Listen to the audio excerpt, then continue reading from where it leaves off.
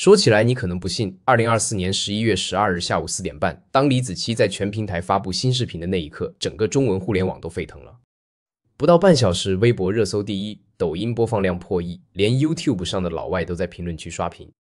這位停更了1217天的姑娘，用一個14分鐘的七氣視頻證明，她還是那個無可替代的李子柒。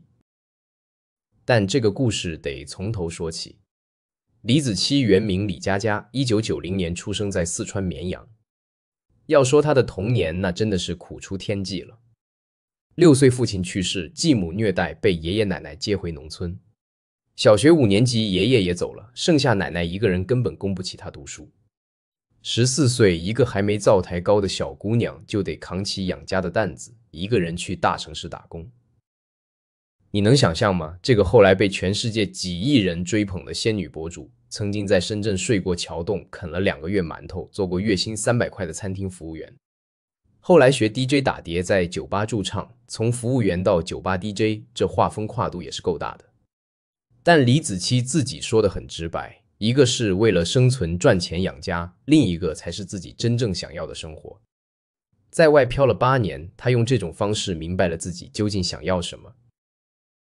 轉折點是2012年，奶奶病重，李子柒回到老家照顧她，開了個淘寶店賣服裝，勉強度日。表弟建議他拍點視頻宣傳店鋪，他就開始在美拍上折騰。一開始拍些無厘頭的東西，後來想想還是拍自己最拿手的吧，做飯。2015年，他正式開始做古風美食短視頻。早期的視頻制作粗糙的不行，他用一台16G 內存的手機剪輯，拿着120塊的三腳架自己拍。拍蘭州牛肉麵那期，他這輩子都忘不了。一個人既要在鏡頭前拉麵，又要跑到鏡頭後調機位。拉麵對時間要求特別準，經常是機位調好了，麵團就廢了。來來回回拍了20多次，廢掉的麵團他奶奶做成馕，吃了半個月。現在看着馕都覺得飽。但就是這股子軸勁兒讓他火了。2016年4月，視頻櫻桃酒被某短視頻平台 CEO 點讚推到首頁，他開始有了關注度。11月發布的蘭州牛肉麵全網播放量5000萬，點讚60萬，粉絲突破30萬。同年9月，杭州微念找上門來，雙方開始合作。微念負責流量推廣和商業運營，李子柒專心做內容。2017年7月，兩家成立了四川子柒文化傳播有限公司，李子柒持股49%，微念持股51%。注意這個股權比例，這就是後來一切糾紛的導火索。當時誰也沒想到，李子柒這3個字會變成一個估值幾十億的超級 IP。接下來的幾年簡直是開掛。2017年秋千全網播放量破8000萬，點讚超100萬。2018年 YouTube 訂閱破100萬，拿到碩金創作者獎牌。2019年當上成都非遺推廣大使，拿了人民日報我與中國全球短視頻大賽2等獎。2020年5月，成為首個粉絲破1000萬的中文 YouTube 創作者，還刷新了吉尼斯世界紀錄。他的視頻有多牛？不接廣告，不帶貨，單靠內容就能讓人看到停不下來。春播夏長，秋收冬藏，鏡頭裡的每一幀都美得像畫。他能從種水稻講到收割打穀，能為了做一床蠶絲被從養蠶開始，能為了拍文房四寶真的去手工造紙。網友戲稱他為李萬能，說沒有什麼是李子柒不會做的。商業化這塊也玩得漂亮。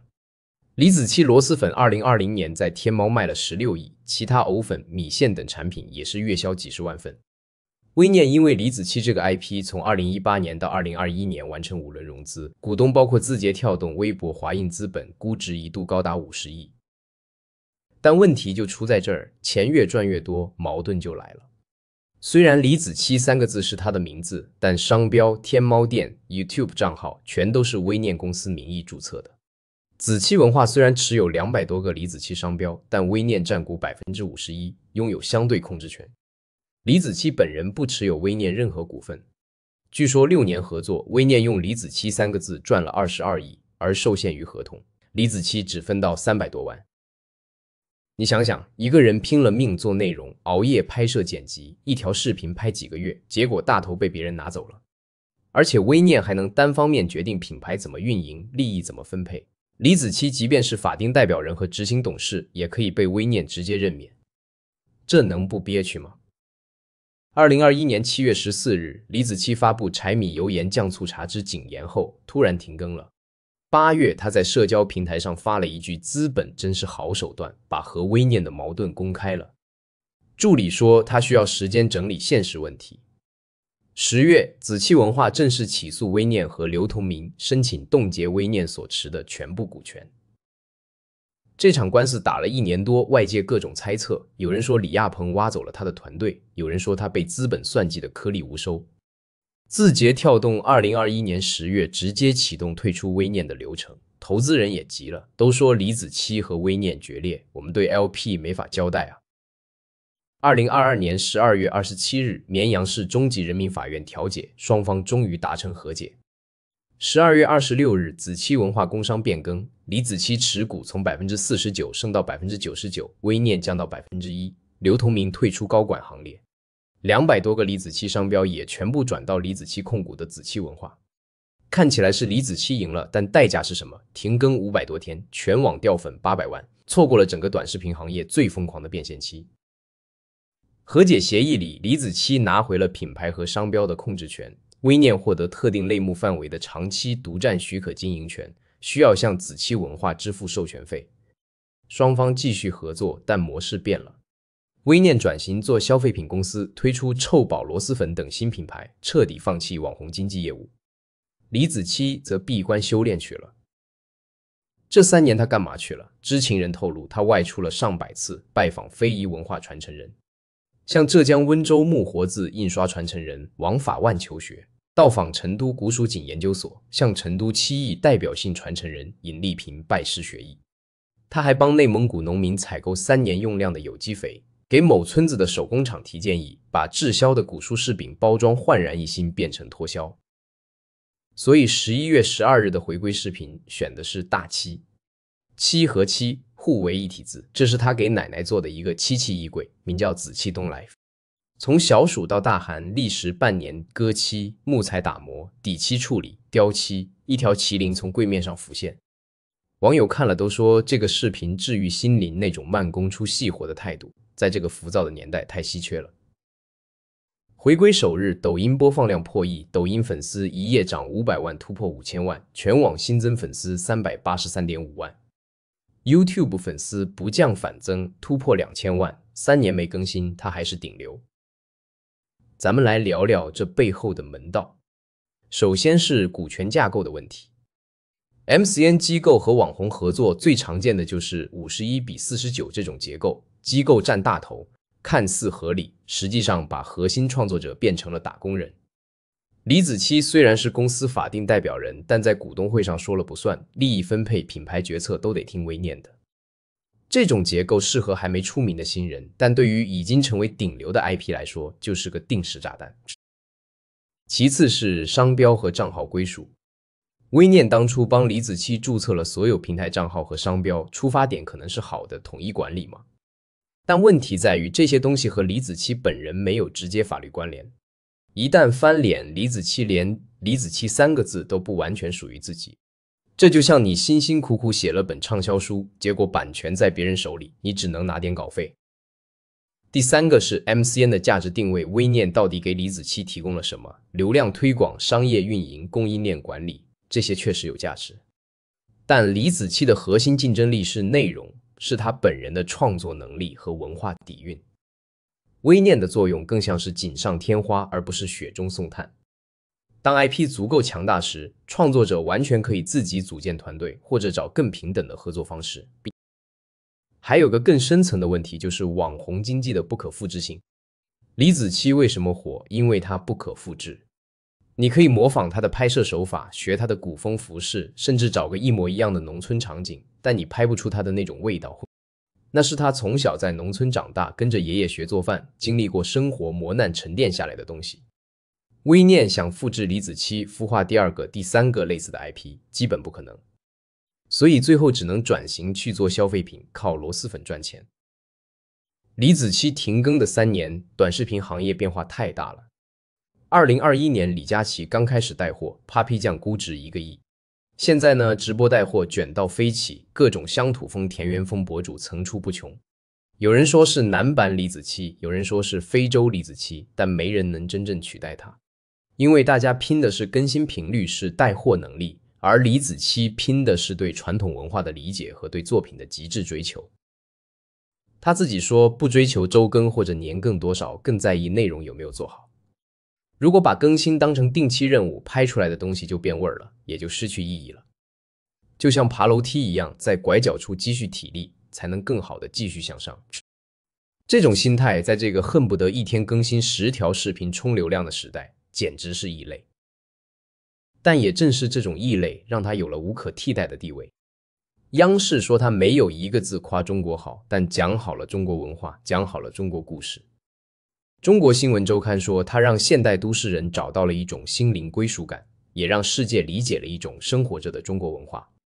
外國媒體直接稱他為來自東方的神秘力量，這評價可不是隨便誰都能拿到的。